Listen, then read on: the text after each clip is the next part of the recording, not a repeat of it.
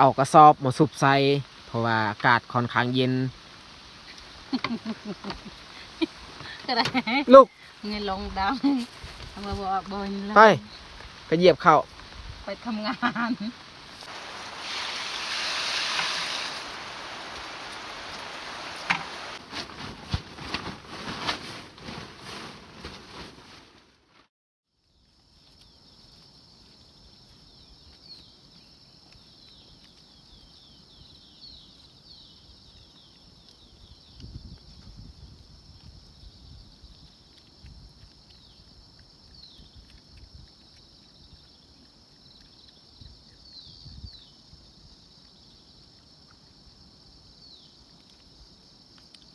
พอแล้ว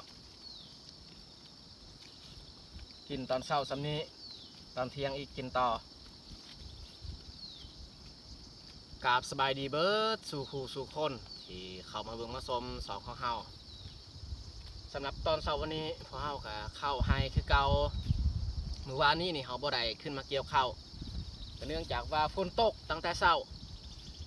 แต่ว่าวันนี้นี่เฮาก็บ่ฮู้ว่าจักหน่อยนี่ฝนสิตกหรือบ่ท้องฟ้านี่ค่อนข้างมืดครึ้มแต่จังได้เขาก็ต้องขึ้นเพราะว่าช่วงเช้ายังบ่ตกขึ้นมาเกี่ยวข้าวคันไม่แต่เฮาก็น่าจะแม่น2 มื้อเพราะว่าบ่ยูบก็บ่ได้มาวันนี้มีน้องใหญ่อีกมาวันก่อนไม่แต่คอยกับอาเตื้อยมา2 คนยังบ่แล้วเทื่อคันเฮามาครบหมดทุกคน2 มื้อเต็มแล้วแต่จะได้ก็แล้วแต่ไม่แต่ทุกคนติดตามเบิ้งในคลิปนี้ไปก่อนเมื่อเราเก็บเกี่ยวเขาให้แล้วจึงคอยมีโอกาสไปทางอื่นไปเห็นคลิปทางอื่น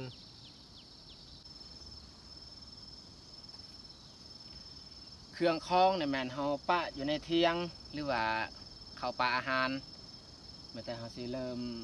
ออกไปเกี่ยวเขาถ้าว่าเฮาไปปะเข้าปลาอาหารบอนเฮาเหยียบเข้าหันเดี๋ยวนะฝนตกนักตกแห้งจะน้อยนี่มันยากอีกเขาใหญ่เครื่องถึงว่ามันจะไกลแน่จากเที่ยงไปหาจุดเขาเหยียบเข้าก็ตามเขาก็ต้องมากินเขาอยู่นี้จะน้อยนี่ไปดอมลุกน้องใหญ่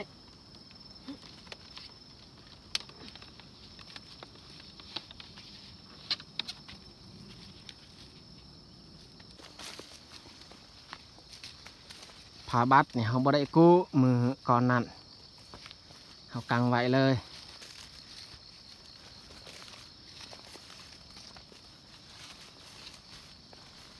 สำหรับวันนี้นี่แมนเฮาเกี่ยวแต่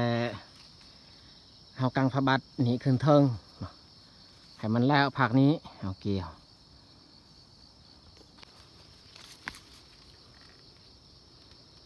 กับพานี่เฮาปงไว้อยู่นี้บอนที่เฮาขุดไว้อยู่นี่นี่เฮาต้องขุดดินเนาะเพราะว่ามันบ่เพียง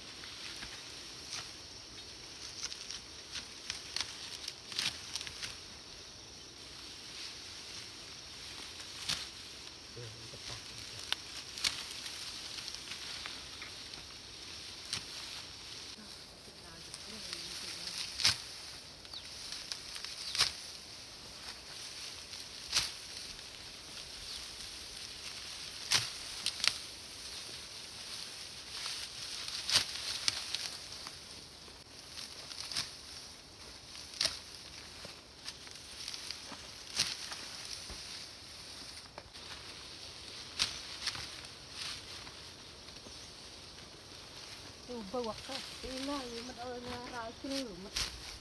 ตัดมันเพิ่มยังตัดหมดดู ตอนเช้าวันนี้น้องแยกนี่จำเป็นและต้องได้เข้าให้ตั้งแต่เช้าคือกันเลยแล้วลุกไปเล่นเกมย่อมคือกันติดเกมจนบ่อยากเฮ็ดเวียกเฮ็ดงานอันนี้ก็จำเป็นเพราะว่าเฮาก็เอินตลอดให้เพิ่นไปอันมีแต่เฮาสองคนก็บ่ไหวคือกันถึงว่าให้ของเฮามันอาจจะน้อยก็ตามถ้าว่า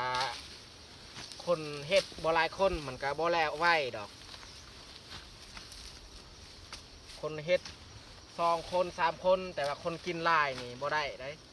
เป็นไปบ่ได้อยู่บ่รอดคนหลายนี่ให้งานเฮ็ดก็หลายก็โอเคอยู่คนเฮ็ดน้อยคนกินหลายนี่เป็นไปบ่ได้เราต้องอึดข้าวแน่นอนหอดจุดที่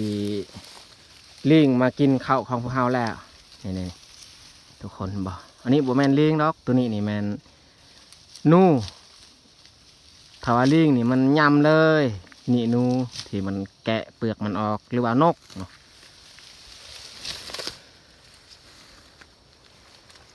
อันนี้ทางที่ลิงย่างไปย่างมานี่จากนี้ไปพูดแมนเบิร์ดต้นเขาล้มทางที่มันย่างมา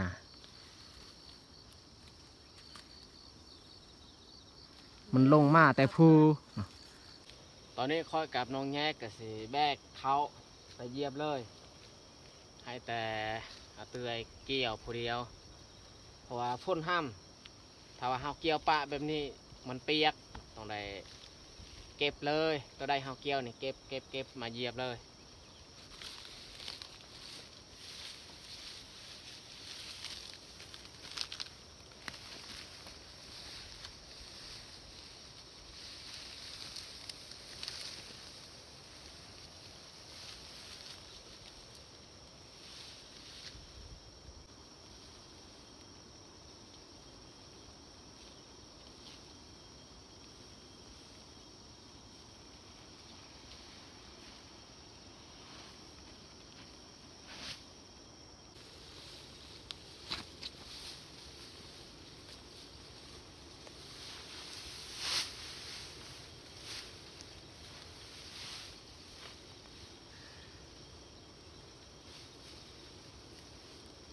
เขาเก็บเอาซัมพอดีเขาเหยียบถ้าว่าเขาเก็บปะลายเกินไปกับเวลาเขาเหยียบมันยากอีก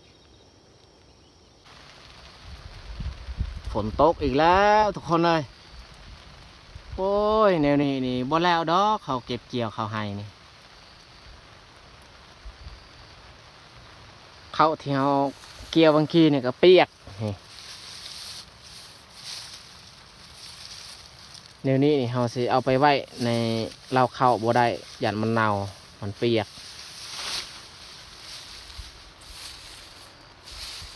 หีบเก็บ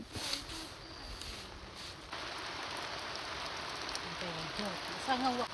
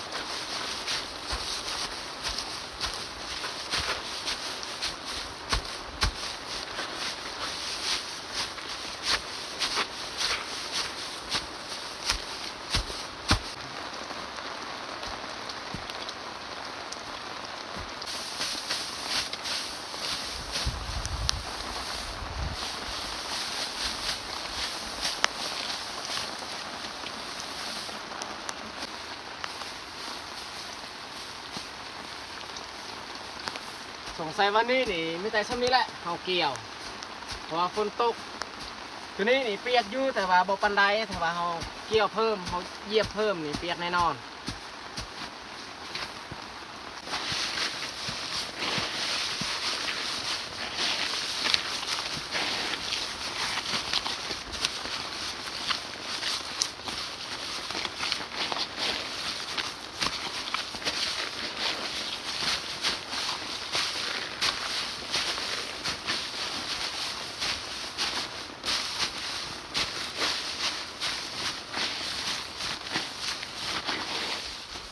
เขาที่เฮาเหยียบแล้วก็แต่สำนี้แหละไม่แต่เฮาสิพัดเลย ลงไปเกี่ยวต่อบ่ได้เพราะว่าฝนตกแล้วเฮาพัดแล้วก็ยัดใส่กระพานี้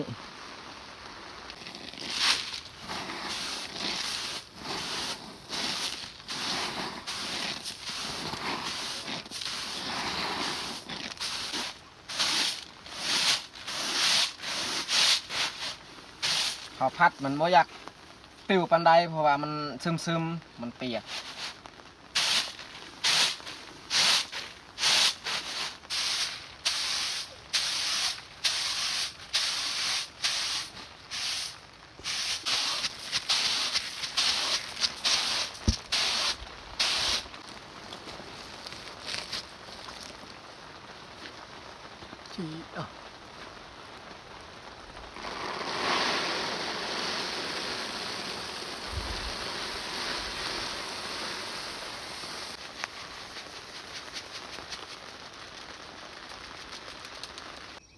เข้าที่เฮาเก็บเกี่ยวแล้วก็เฮาพัดเรียบร้อยสำหรับคาบเศร้านี่แม่นเฮาได้กระสอบหนึ่ง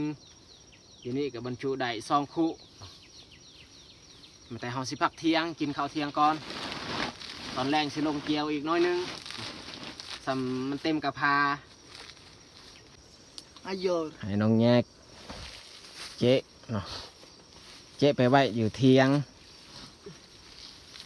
เพราะว่าอยู่นี่กับบุมีบอลไว้จากเที่ยงไปฮอดบ้านนี่คอยอีกเจ๊จะหน่อยนี่ให้น้องแยกเจ๊ก็ลงฮอดเที่ยงเพราะว่าเฮาเบิ่งน้องแยกนี่หิวนอนผมแม่นหิวนอนจะนอนหลับแล้วก็หนาวอีกอยู่ซื่อๆนี่หนาวบ่ได้เฮ็ดเวียก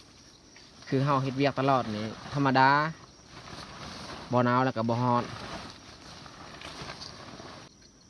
สำหรับพาข่าวตอนเที่ยงของพวกเฮาก็เบิดสำนี้แหละ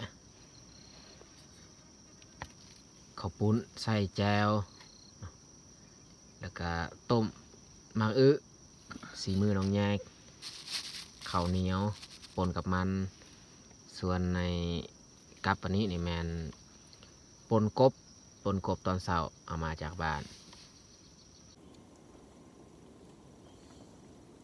ตอนนี้พวกเขาก็ได้มานั่งอยู่เทิงเที่ยงแต่ที่ลงมือกินข้าวเอามาทุกคนมากินข้าวเที่ยงน้ำกันมาพี่น้องมากินข้าวเที่ยงน้ำกันดูแรงใส่ก็ทุ่งยางมีดาวตึกกระยาง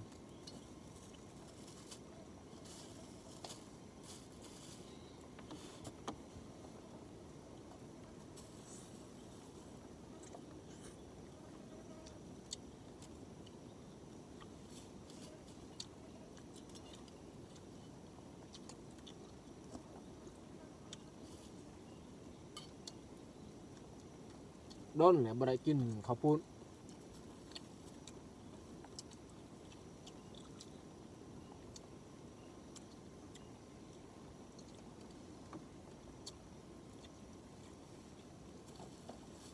ข้าวปุ้นเลือมัดหนึ่ง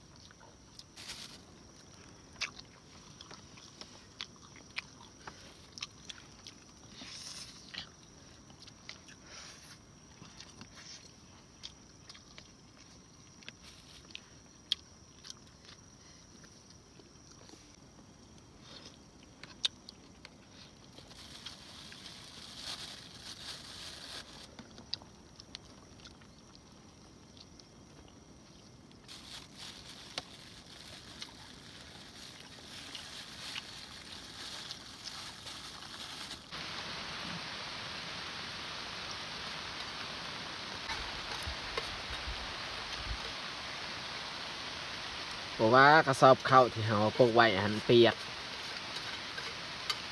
ถ้าว่าแพทยางอันนี้กันโบอยู่นี่เปียกแน่นอนอยู่ในเอาข้าวเที่ยงกับโบได้เที่ยงครับ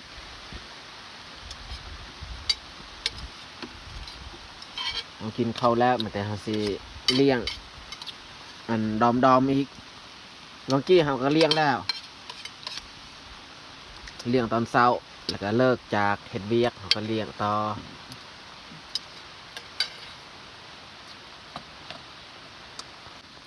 ฝนตกบ่หยุดบ่เศร้าแต่ว่าอาเตื้อยได้เกี่ยวเข้าปะอยู่กลางไห่จำเป็นต้องได้ขึ้นไปแบกแล้วก็มาเหยียบถึงว่าเปียกก็ตามเขาก็ต้องเก็บเอามาเหยียบเปียกแบบนี้เนี่ยเขาเอามือตากอยู่เฮือนคันสิไปไว้อยู่แล้วเข้าเนี่ยบ่ได้ต้องแยกก็นอนเอากระสอบมาสุบใส่เพราะว่าอากาศค่อนข้างเย็น ก็ได้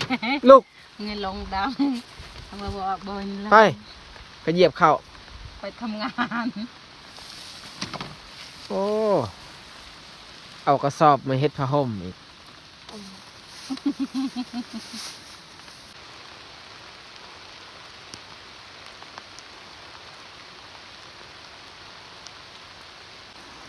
น้ำฝนเนี่ยมันไล่นี่มันซึมบอลเขาเหยียบเข้านี่คอยคุดไว้เขาสิเอาคู่อันนี้มาตรงน้ำฝนมาให้มันไหลซึมหอดบอลเขาเหยียบเข้าโอ้ยเกี่ยวเข้าส่วงฝนตกเลยยากน้องเอาเตื้อยกับไปเก็บเข้าที่เพิ่นเกี่ยวบางกี้ถึงว่าฝนตกก็ตามจำเป็นเกี่ยวเข้าแข็งฝนส่วนเฮากับสิเหยียบเข้าตัวนี้ละเนาะคอยกับน้องแยกสิเหยียบเฮาเหยียบก็ใส่เวลาด้นได้เฮาเหยียบนี่ถ้าว่าช่วงฮอดนี่เพื่อแตนขนาดเฮาเหยียบนี่เฮาใส่แห้งขนาด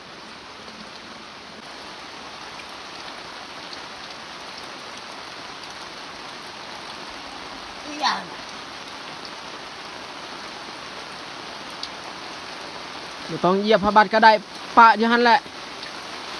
มันเปื้อนโอ้ยทุกคนเลยฝ่าบ่เห็นใจเลยเปียกเบิดเลยนี่ อย่างเทือละเล็กเทือละน้อย ฝนตกแห้งขึ้นใหญ่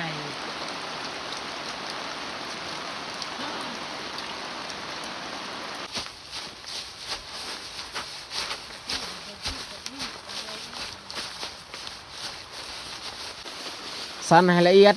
ดเพราะว่าต้นข้าวเปียกส่วนลายเม็ดข้าวมันจะติดใส่ใบของมัน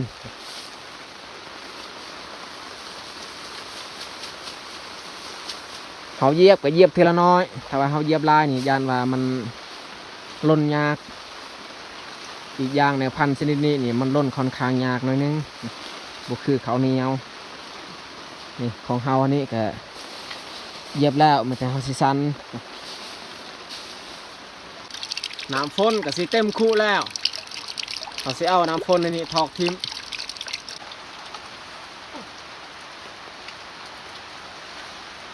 ทอกที่นี่เลยซะ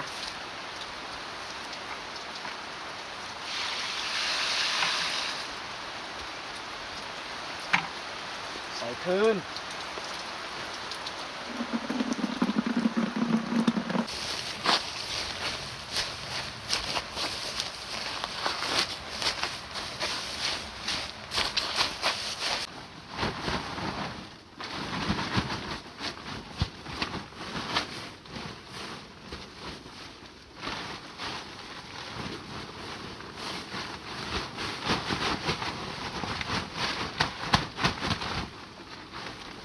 สิงัดใส่กระพานี้เขาพัดบ่ได้แล้วเพราะว่ามันเปียก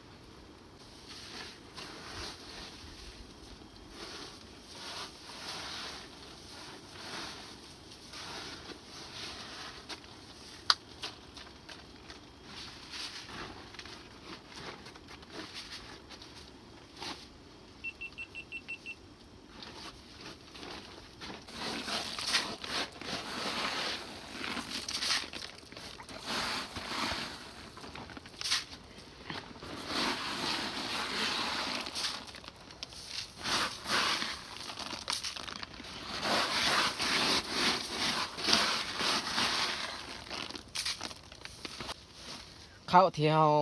เหยียบเมื่อกี้กับผู้ดีเต็มกับผ้าแต่เฮาสิปิดด้วยกระสอบ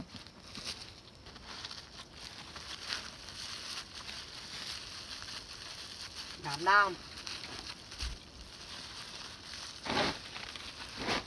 เน่น ก็เราวินโน่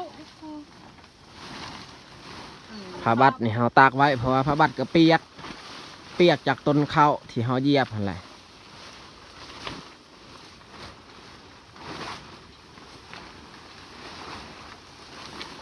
เอาขึ้นถึงไม้ที่เฮาจับหัน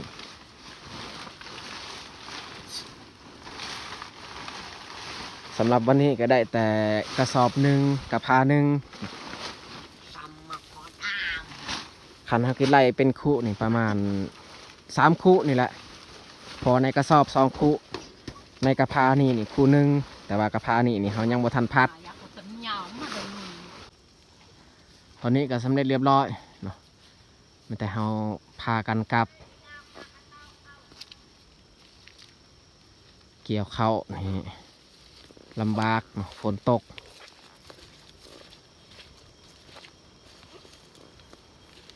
เต็มแต่หมอกลงมาปกคลุม